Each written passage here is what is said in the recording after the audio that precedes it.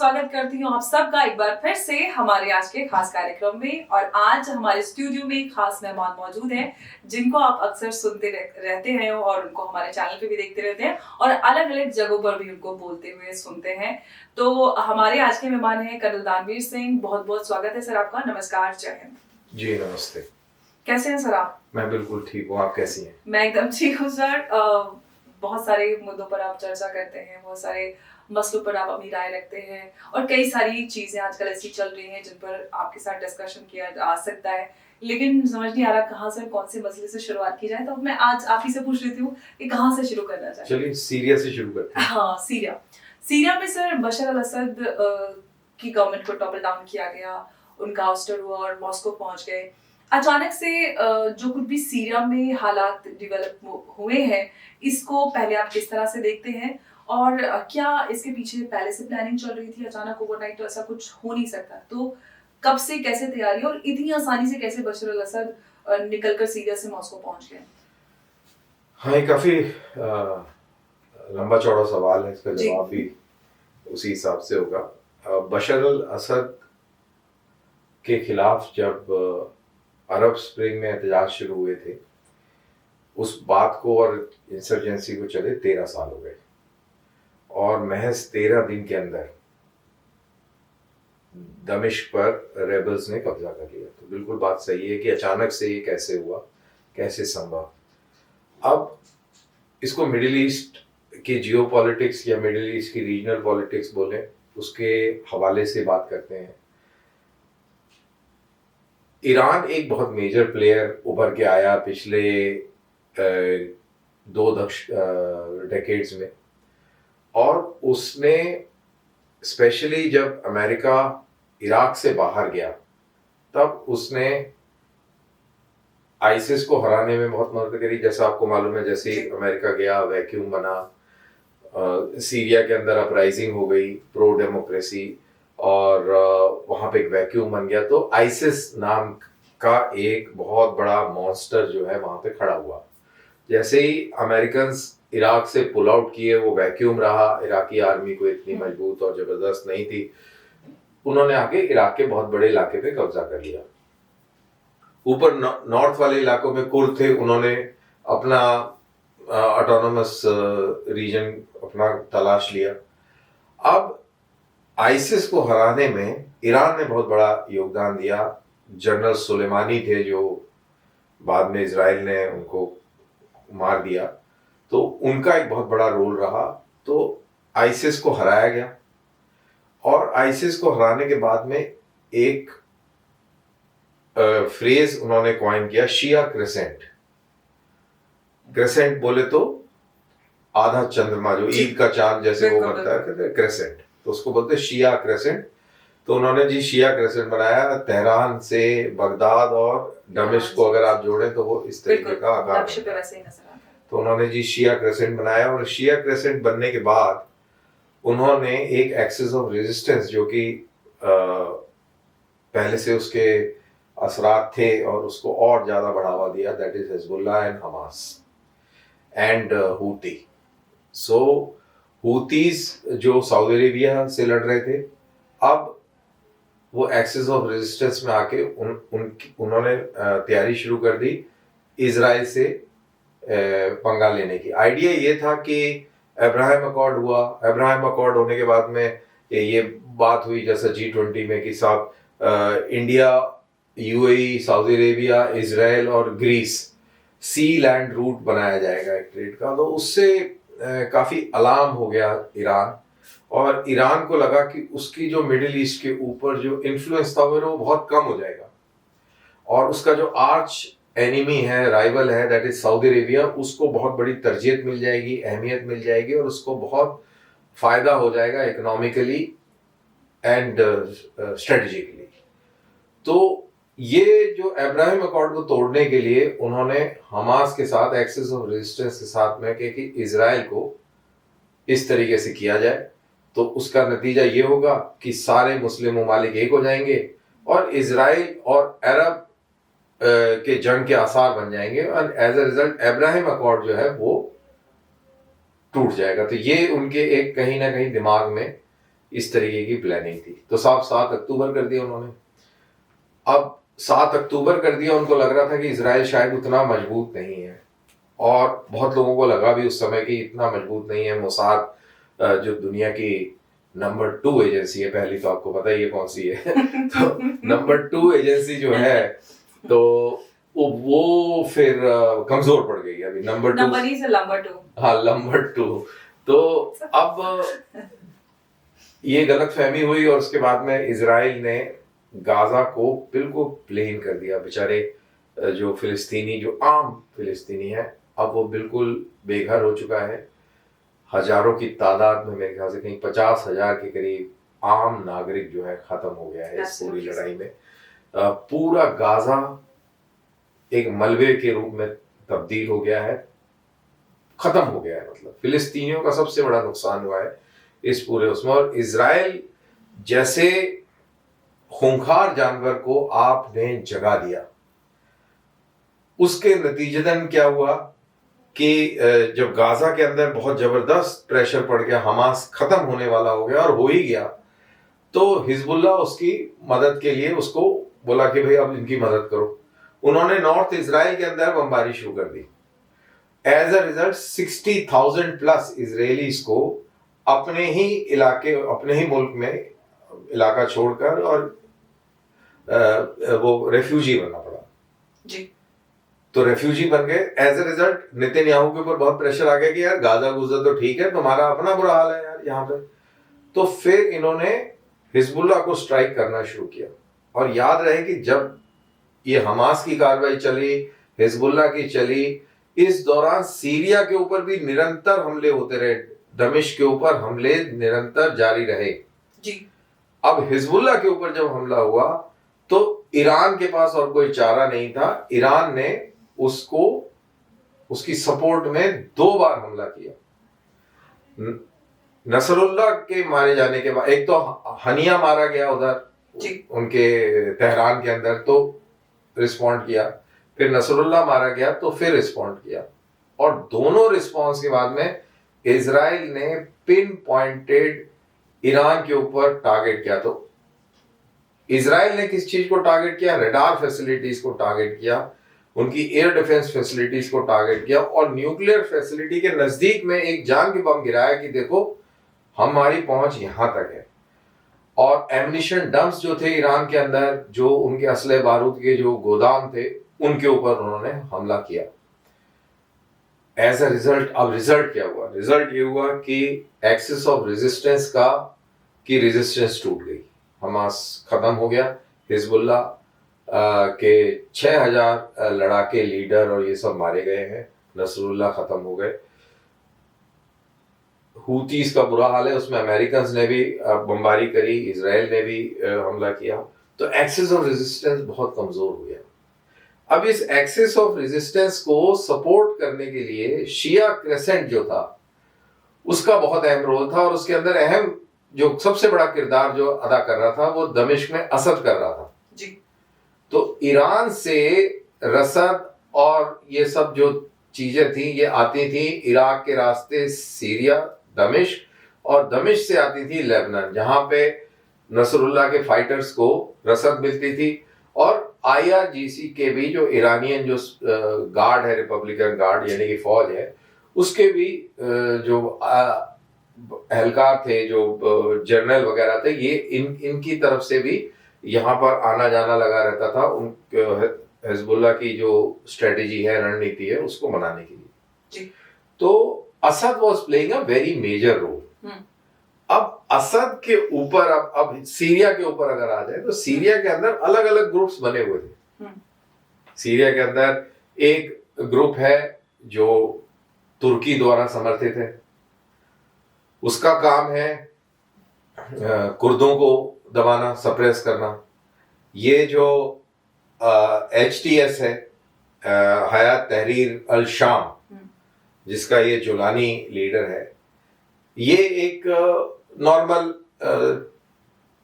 इबलिस या तिबलिस क्या है वो वहाँ, हाँ, एलेपो में, एलेपो से नॉर्थ में, वहाँ पे छोटी सी जगह पर ये था। फिर अचानक से क्या हुआ वो मैं आपको बताता हूँ फिर ये आए और ये फटाफट 13 दिन के अंदर इन्होंने हमास हमा होम ये वो सब कर करा के दुरुस्त कर दिया। साउथ में द्रूज मिलिशिया है, उन्होंने दारा और क्वेंतारा करके एक जगह है उसके ऊपर कब्जा कर लिया। जो सीरियन SNA है शायद, सीरियन नेशनल आर्मी है शायद, if I am not wrong, जो अमेरिकन सपोर्टेड साउथ में है।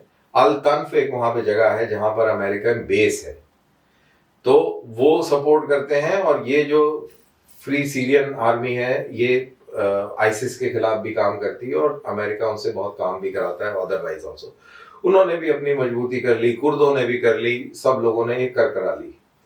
अब सवाल ये है कि अचानक से कैसे हुआ, तो उसका जवाब आपको मिलेगा अगर आप नेतन्याहू का स्टेटमेंट देखेंगे। भाई जैसे ही दमिश्क गिरा तो ये गोलान हाइट में जाके इन्होंने गोलान पे कब्जा कर लिया। गोलान हाइट स्ट्रेटेजिकली बहुत इंपॉर्टेंट है। जो गोलान पे बैठता है वो, अगर इजराइल गोलान पे बैठता है तो दमिश्क खतरे में है।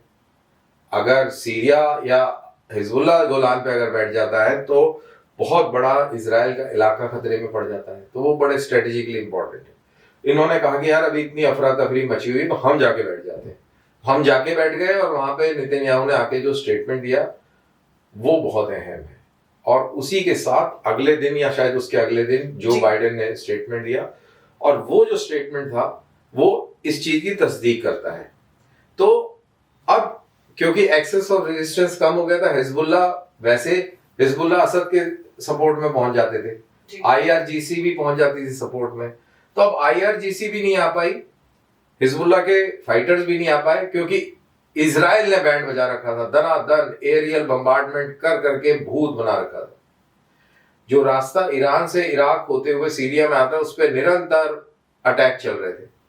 तो बहुत सारी ईरानियन कैजुअलिटीज भी हुई हैं। और हिजबुल्लाह का इतना बुरा हाल हो गया कि वो वहां पर असद को सपोर्ट करने के बजाय, जब असद गिरने वाला था तो हिजबुल्लाह फाइटर्स बड़ी तादाद में उन्होंने लेबनान का रुख किया और वापस आते हुए उनको खत्म कर दिया गया। उसको रोड टू हेल बोला गया कि भाई ये इजराइल ने अचीव किया वहां पर। और जो रशियंस थे, तारतूस करके एक जगह है उधर मेडिटेरियन सी के पास में, वहां पर उनका बेस है। और उधर 2 बेस हैं, एक मिलिट्री एक नेवल। सब कुछ होने के बावजूद उन्होंने एरियल बम्बार्डमेंट भी करी, लेकिन वो इन फाइटर्स को रोक नहीं पाए। असद अंदर से बहुत कमजोर हो गया था, उसकी मिलिट्री का बहुत बुरा हाल हो गया था, करप्शन थी वहां पर। तो अब अमेरिका ने क्या गेम खेला?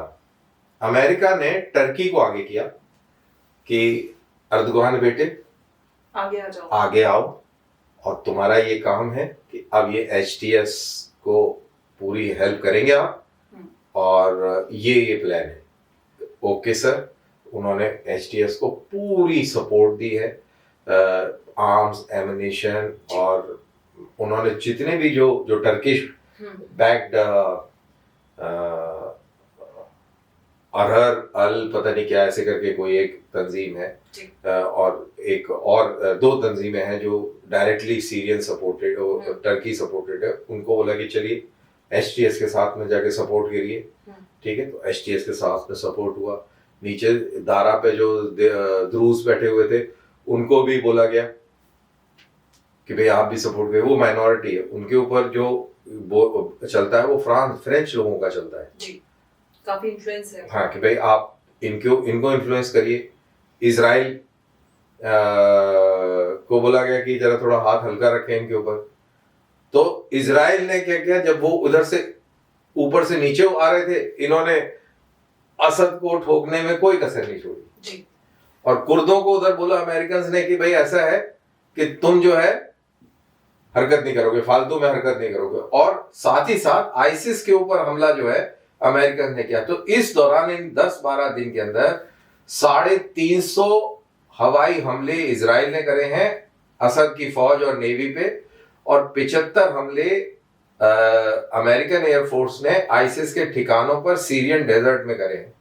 तो ये एक बहुत बड़ा एक गेम प्लान था जिसके अंदर आपका फ्रांस, इसमें आपका टर्की, आपका US, ये तीनों ताकतें शामिल थी। और अल खमीनी या क्या नाम है उनका, जो खोमेनाई जो है, हाँ उन्होंने भी ये बोला है कि इसके पीछे इन लोगों का बहुत बड़ा रोल है। बिल्कुल सही कहा आपने आयतुल्लाह सैयद अली खामेनी की बात की है। मैं एक सवाल ईरान से जुड़ा आपसे करना चाहती थी कि अब जो सिचुएशन डेवलप हुई है सीरिया में, उसके चलते टर्की तो एक बड़े विनर के रूप में आगे आया ही है, लेकिन ईरान और ज्यादा वल्नरेबल हो गया है। तो आगे जो अमेरिका या फिर हम इसराइल की बात करें, जो रिजीम चेंज की ईरान में लगातार स्टार्टिंग से बात चल रही है, क्या उसमें भी सफल हो पाएगा इसराइल और अमेरिका? मेरे ख्याल से जिस हिसाब से अभी ये शुरुआत हुई है, इसके इसके बड़े परिणाम निकलेंगे। आपने नोटिस किया होगा कि सुन्नी वर्ल्ड से इस पूरी मुहिम को बहुत जोशो खरोश से कोई खैर मकदम नहीं किया गया कि वाह वाह वाह ये आई और बहुत बड़ा किसी ने इस चीज की, सीरिया में जो तख्ता पलट हुआ है या रिजीम चेंज हुआ है, उसमें सऊदी अरेबिया या किसी बड़े मुल्क की तरफ से कोई बहुत जबरदस्त बयान नहीं आया है। सिर्फ यूएई ने कहा है कि हम अपना सिफारत खाना दोबारा से आबाद करेंगे। उसको पहले जला दिया गया था, अगर आपको मालूम हो तो वो भी कॉन्शियस और कॉशियस हैं, क्योंकि इस पर्टिकुलर चीज से एक नई ऊर्जा मिली है अरब वर्ल्ड में कि डिक्टेटर्स को हराया जा सकता है, ये प्रूव हो गया, और मिलिटरीली हराया जा सकता है। Absolutely. हुस्नी मुबारक को जब अरब स्प्रिंग हुआ था तब लड़ाई करके नहीं हराया गया था, तब एक बहुत बड़ी तहरीर वो हुई और उसके बाद वो एक चीज में चेंज ओवर आया, मुस्लिम ब्रदरहुड आ गया। फिर अमेरिका को लगा ये गड़बड़ है तो उन्होंने वो जनरल सीसी को बिठा दिया उधर, ठीक है। लेकिन अब ये जो केस हुआ है सीरिया में, इसके बाद एक पूरा मैसेज गया है कि भाई देखिए, हम अपने डिक्टेटर्स जो हैं हम उनको उखाड़ फेंक सकते हैं और ये तरीका है मौजूद और ये सफल हो सकता है। तो अब सबसे ज्यादा टेंशन कहाँ पे है? सबसे ज्यादा टेंशन इस समय ईरान में है। ईरान के अंदर जैसा हमने देखा, हिजाब को लेकर कितने डेमोन्स्ट्रेशन हुए, वहां के आवाम जो है उस पर्टिकुलर सेटअप से खुश नहीं है। तो नेक्स्ट वहां पे रेवोल्यूशन का काउंटर रेवोल्यूशन, वहां पर एक सर आपकी बात बीच में रुक गई, लेकिन अभी ईरानियन अथॉरिटीज ने लेजिस्लेचर पास किया है जिसमें हिजाब को लेकर, जिसमें उन्होंने और ज्यादा सजाओं को सख्त किया है, जिसमें जो महिलाएं हैं उनके ऊपर तो सजाएं की गई है। सर तन से जुदा तो नहीं? सर ऑलमोस्ट वो सब हो गया है। इनफैक्ट हुआ ये कि 15,900 डॉलर्स का जुर्माना लगाया गया, साथ ही साथ 5 से 15 साल की जेल, और इसमें कोड़ों की सजा भी है, जो फ्लॉगिंग की होती है वो भी है, और सजा मौत भी हो सकती है। नॉट ओनली जो औरतें इसमें शामिल, बल्कि अगर किसी ने किसी को इम्प्रॉपर हिजाब या ड्रेस कोड में नहीं देखा और उसको, तो उसका क्या होगा? अंबर जो एक वो आया था वीडियो जिसमें तो वो पूरे कपड़े उतार के घूम रही थी, वो तो सर वो तो गायब ही है ना लड़की, उसका कुछ अच्छा उसका कोई पता नहीं है। तो इसमें ये है कि जो ऑर्गेनाइजेशंस और हॉस्पिटल हैं, कहीं पे जहाँ पर भी महिलाएं काम कर रही हैं, रोड, सड़क, यूनिवर्सिटीज या टैक्सी ड्राइवर्स, कोई भी देखता है रिपोर्ट नहीं करता, उन पे भी सजाएं, और जो अगर मोरालिटी पुलिस उनको मारती पीटती है, कोई इसको रोकता है तो उन पे भी सजाएं। तो इस हद तक सख्ती कर दी गई है कि कोई किसी के लिए स्कोप नहीं बचा है। तो बहुत अच्छा कर दिया उन्होंने। तो ये ऐसे ही तो शुरू होता है जी, इसी तरीके से शुरू होता है। अब देखिए ईरान का जो मुस्लिम जो वो माशरा है वो वैसा नहीं है जैसा आप सऊदी अरेबिया, यूएई या कहीं और पाते हैं। वहां की विमेन बड़ी स्ट्रांग है। मैंने आपको एक हवाला दिया कि वो एक लड़की जिसने पूरे कपड़े उतार दिए थे इन डेमोन्स्ट्रेशन। तो आप सोचिए कि किस लेवल का एक रिजीम की ऑपोजिशन करने का मादा है। देखिए किस हद तक जुल्म है कि लोग भाई साहब जानते हुए कि इसकी क्या सजा होगी, फिर भी उस महिला ने किया। तो आप ये समझ सकते हैं कि कितना नीचे बॉयल है, कितना आक्रोश है। तो अब ये याद रहे कि वो महिला किसी की बेटी भी है, अगर शादीशुदा है तो किसी की माँ भी है, शादी हुई थी, बच्चे भी हैं और तलाक भी हो चुके हैं। हाँ, तो नेचुरली एक सिस्टम में रह रहे हैं तो आप, हाँ, बच्चे भी हैं, तो किसी की माँ भी है, वो किसी की बहन भी है, किसी की बेटी भी है। तो ऑल आर कंसर्न।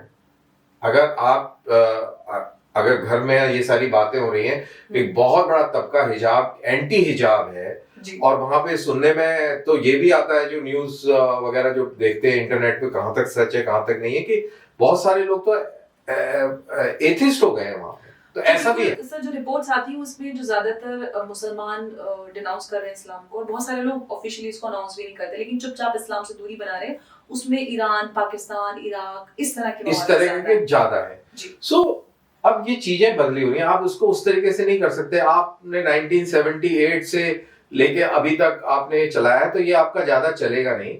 और जो सीरिया में हुआ है, ये एक आप कह लीजिए कि ये रोल मॉडल टाइप, अगर ये सक्सेसफुल हो गया, अगर जुलानी तालिबान 2 नहीं बने।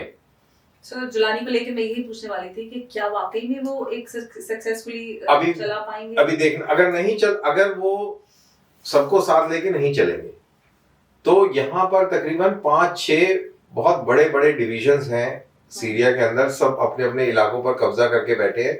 सीरिया में फिर खाना जंगी जो है चलती रहेगी जी तो वो वहां पे नहीं रुकेगी।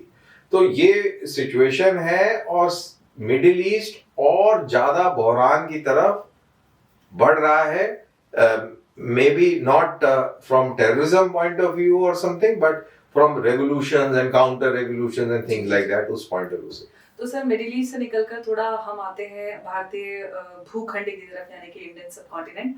हमारे आसपास भी सर काफी कुछ तो कहाँ से, इस्लामाबाद से आएंगे या लाहौर से आएंगे? मैं सर बांग्लादेश। अच्छा, उधर चले जाएंगे आप, उनको कैसे छोड़ देंगे हैं? सर उस पे बाद में आएंगे, पहले मैं बांग्लादेश पे बात करना चाहती हूँ। अभी तेहरान से हम आ रहे हैं तो नहीं सर, मैं एकदम से उधर, क्योंकि हमारे पास अभी हेलीकॉप्टर है, हम ऐसे जा रहे हैं। अच्छा, पूरा से घूमते हुए जा रहे हैं। तो हम पाकिस्तान में ऐसे आ जाएंगे फिर घूम के। ठीक ठीक। तो अभी सर बांग्लादेश में जिस तरह से स्थिति अचानक से बदली है, और हम किसी ने भी नहीं सोचा था कि शेख हसीना का ऑस्टर हो जाएगा, और अचानक से जो स्टूडेंट्स इस तरह से आंदोलन कर रहे थे, स्टूडेंट आंदोलन के नाम पर रिजीम चेंज हो जाएगा। जो कुछ भी वहां पर डेवलप हुए हैं, भारत और बांग्लादेश के बीच रिश्ते भी काफी हद तक खराब हो गए हैं, वहां पर हिंदुओं के साथ भी काफी अत्याचार हो रहा है। इस सब के चलते जो बांग्लादेश और भारत के बीच जिस तरह से रिश्ते जिस तरफ जा रहे हैं, उसको आप किस तरह से देखते हैं, और किस हद तक खराब हो सकते हैं? क्या हद है, क्या वापस से हम अपने रिश्ते बांग्लादेश के देश के साथ रिस्टोर कर पाएंगे? और अवैध घुसपैठियों को लेकर भी सर कई सारे सवाल हैं। ओवरऑल कैसे हो पाएगा? देखिए, ऐसा है कि बांग्लादेश के अंदर अगर आप उनकी साइकोलॉजी समझें, उनको ये लगता है कि हम लोग उनको बड़े हीन भाव से देखते हैं, और उसको देखने का और समझने का कारण ये है कि जिस तरीके से भारत के अंदर बांग्लादेशियों को लेके पॉलिटिक्स है, बांग्लादेशी घुसपैठी, आपने भी शब्द का इस्तेमाल, और बांग्लादेशियों को बहुत ही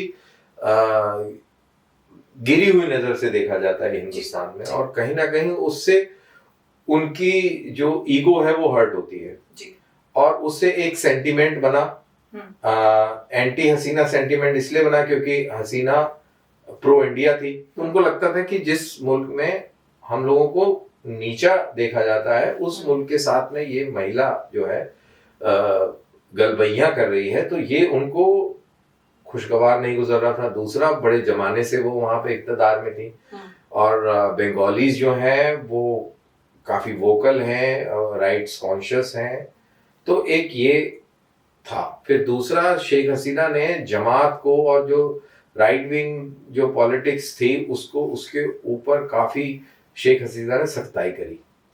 अगर आप डेमोक्रेसी हैं तो आप आवाज को कुचल नहीं सकते जबरन,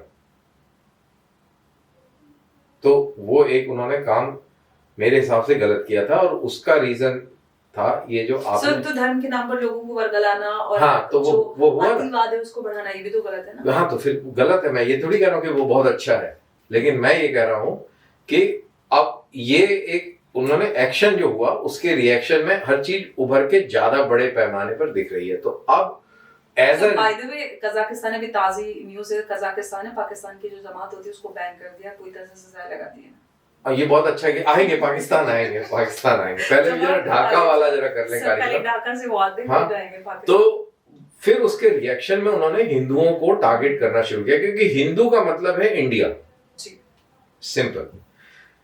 तो मैंने आपसे पूछा था कि बांग्लादेश के साथ हमारे रिश्ते और किस हद तक खराब हो सकते हैं, क्या हम उसको रिस्टोर कर पाएंगे? हाँ, मैं वही, क्या कुछ हाँ, तो ये तो रही स्थिति जो चल रही है। बांग्लादेश के साथ में रिश्ते हमारे उस लेवल तक खराब नहीं हो पाएंगे, ये मैं आपको बता देता हूँ। चाहे वो यूनिस साहब कितना जोर लगा लें, वो बुनियादी तौर पर नहीं उस लेवल तक नहीं खराब हो पाएंगे।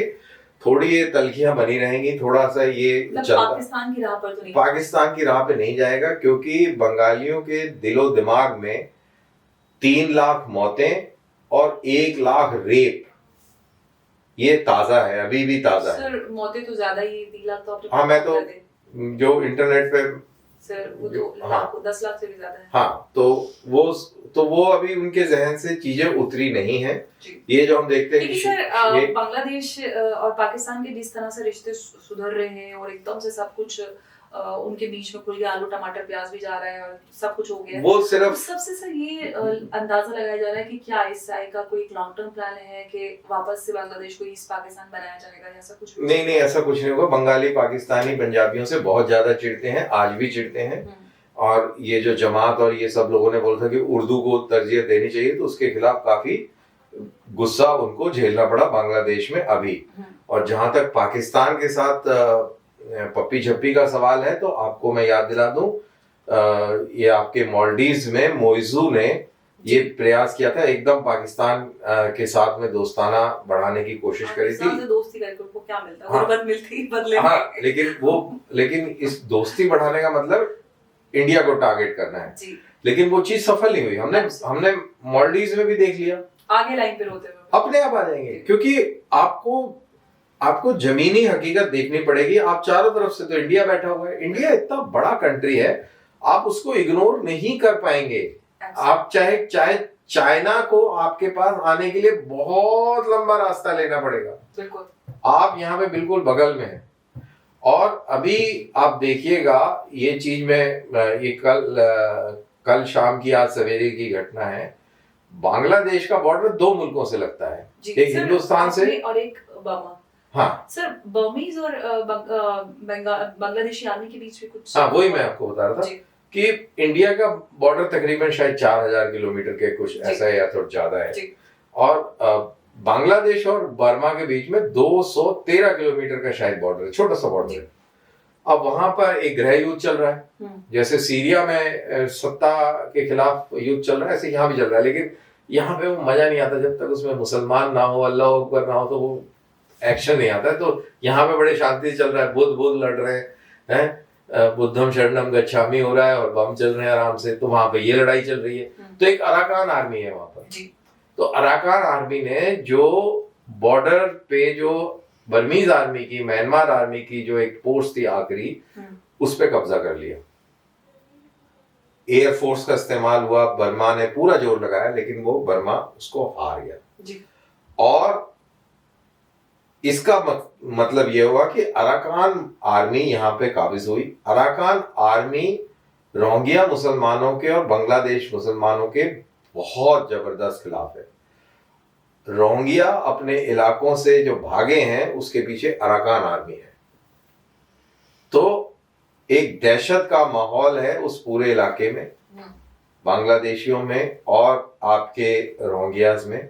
और जो ट्रेड बिटवीन बांग्लादेश और म्यांमार जो चलता था थोड़ा बहुत, उसमें ऑब्वियसली रुकावट आई हुई है, रोक लगी हुई है। जो वहाँ का जो एडमिनिस्ट्रेशन है बांग्लादेश का, उसने वहाँ पर ट्रैफिक रिस्ट्रिक्शन और बहुत सारी रिस्ट्रिक्शन डाल दी हैं।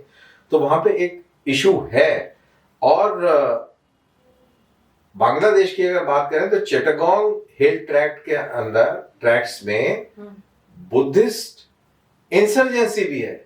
तो अब आप इसको जोड़िए, बुद्धिस्ट इंसर्जेंसी, अराकान आर्मी और रोहिंग्या मुसलमानों को वहां से खदेड़ के बांग्लादेश भेजना। अब इस सारी चीज को देख ले तो आपको एक नया कॉकटेल मिक्स यहाँ पे मिलेगा, जिसका जो नशा है वो ढाका में चढ़ना शुरू हो जाएगा।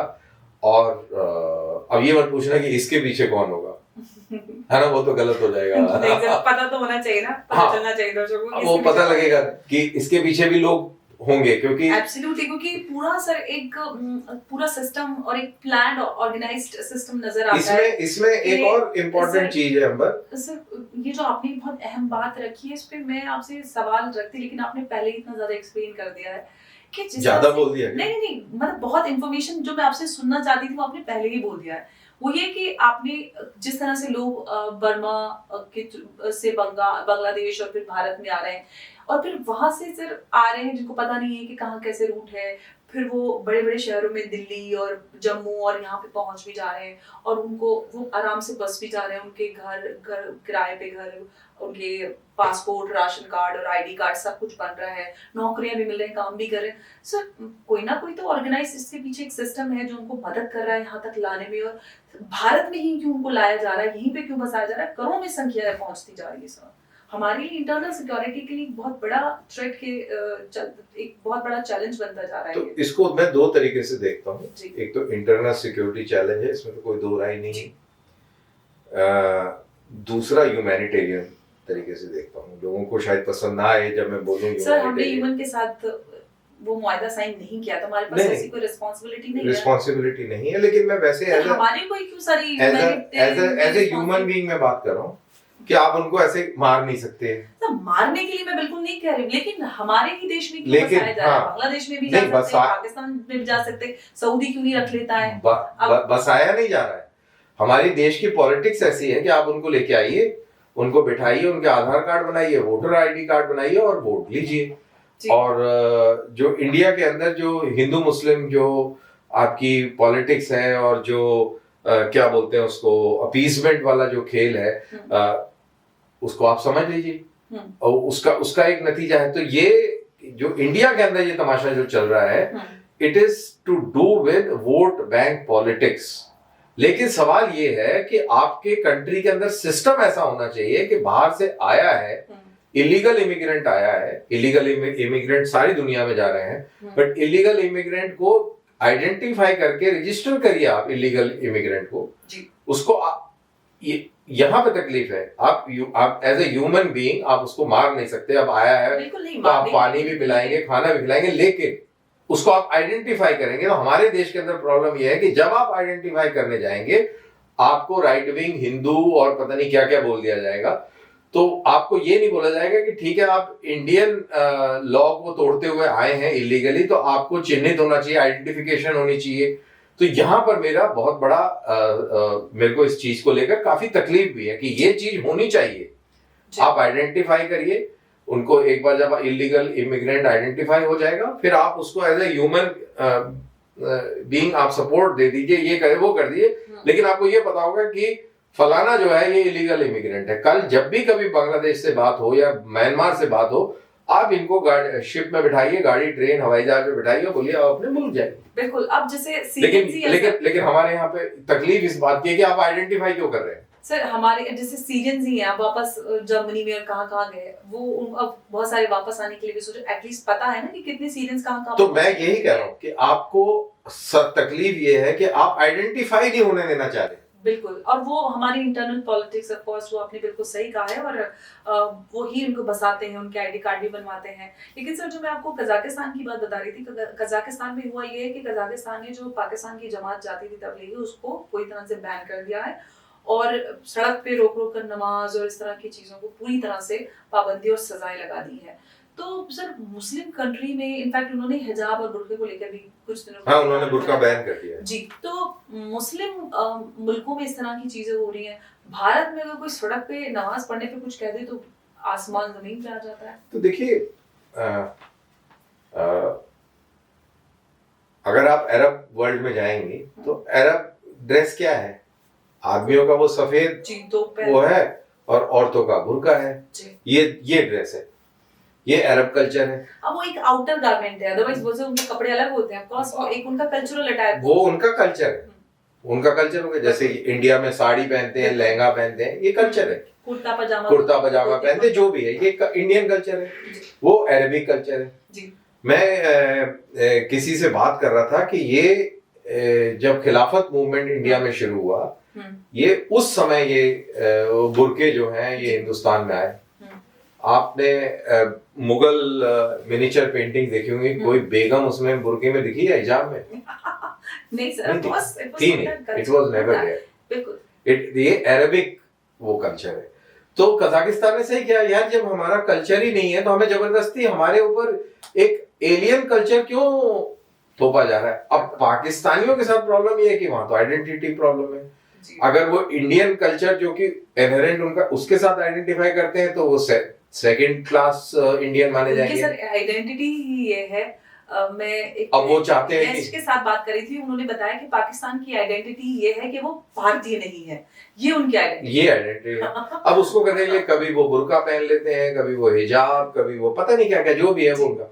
और इंडिया के अंदर भी ये उसी हिसाब से इंडिया के अंदर भी आया है। बाय द वे, जब जियाउल हक उधर आया था तब धीरे धीरे यहाँ पर भी इस तरीके का आया। और मैं कल या परसों को एक वीडियो देख रहा था कि इंडिया के अंदर पाकिस्तानी मौलवियों को बहुत सुना जाता है।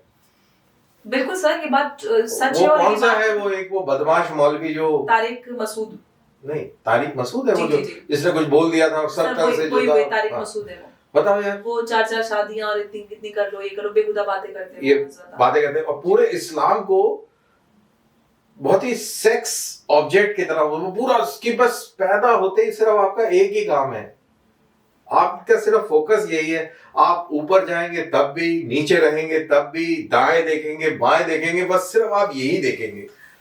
और ये सब तब मिलेगा जब तुम बेल्ट लगा के अपने आप को फाड़ दोगे।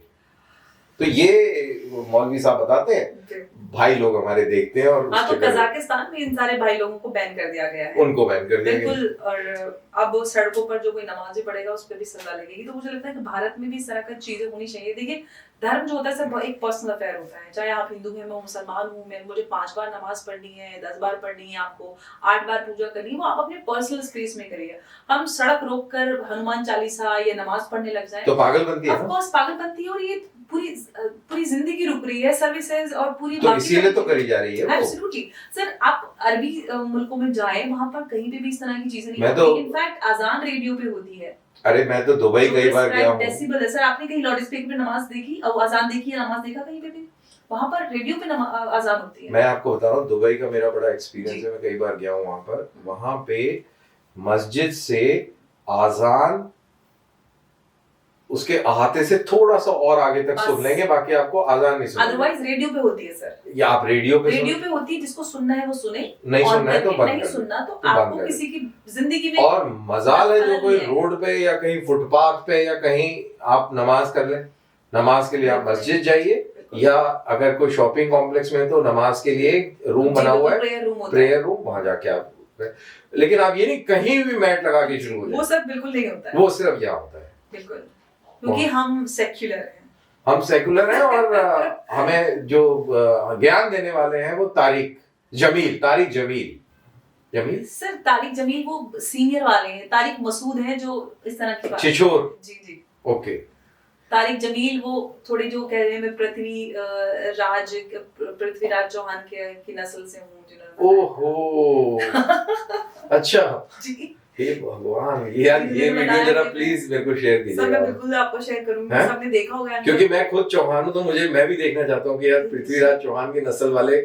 उन्होंने खुद बताया कि एक पॉडकास्ट में उन्होंने बताया था अभी कुछ दिन पहले कि मैं पृथ्वीराज चौहान की नस्ल से हूँ, और कौन सी पीढ़ी, कितने पीढ़ी पहले जाके मिलता है हमारा शजरा।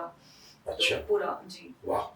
तो इनका जरा चौहान साहब का जरूर भेजिएगा। मैं आपको आई एम श्योर जरूर मैं आपको भेजने वाली हूं। पाकिस्तान तो बहुत ही अमेजिंग चीज है, एब्सोल्युटली सर। लेकिन सबसे बड़ी बात ये है कि वो एक्सेप्ट नहीं करते अपनी जो इंडियन रूट्स है, आइडेंटिटी है, उसको नहीं एक्सेप्ट करते। वो अपने भैया ना करो। चलिए सर, अच्छी बात है। और दूर रहो, अरबी बने रहो इसी में हमारी भलाई है, इसी में भलाई है। तो इंडियन क्योंकि हम पहले ही 150 करोड़ हमें कमी नहीं, हमें कोई कमी नहीं हमें। और इसके अलावा हमारे पूरी दुनिया में भारतीय फैले हुए, जहाँ कहीं भी है वो मतलब भारत का नाम ऊंचा। भाई आप ये देखिए, हमें लाहौर और इस्लामाबाद में हमें इंडिया सर, मैं इंडियन डायस्पोरा की बात करें जो दूसरे देशों में है, अमेरिका में ऑफ कोर्स ट्रम्प के कैबिनेट में भारतीय हैं, और मतलब जबरदस्त। बिल्कुल, आप बिजनेस वर्ल्ड की बात करें, बिजनेस देख लें, एग्जैक्टली साइंटिस्ट देख देख लें, एकदम चेस चैंपियन चैंपियन है, आप सीईओज देख लें दुनिया के बड़ी बड़ी कंपनीज के। मतलब जहाँ जाए भारतीय मतलब अपना नाम और अपने देश का डंका बजा रहे होते हैं, तो हमारे लिए बहुत गर्व की बात है। और एक अच्छे नोट पे हम यहाँ पर आज के इस एपिसोड को खत्म कर रहे हैं। सर आपने बहुत सारी बातें की, बहुत सारा ज्ञान दिया और आप इसके लिए आपका बहुत बहुत शुक्रिया। जय हिंद, नमस्कार, जय भारत। ज्यादा बातों करने के लिए I am sorry. No sir, absolutely not. बहुत अच्छा लगा आप हमारे स्टूडियो में आए और इतनी सारी आपने ज्ञान की बातें हमारे साथ की। चलिए, बहुत बहुत शुक्रिया, थैंक यू सो मच।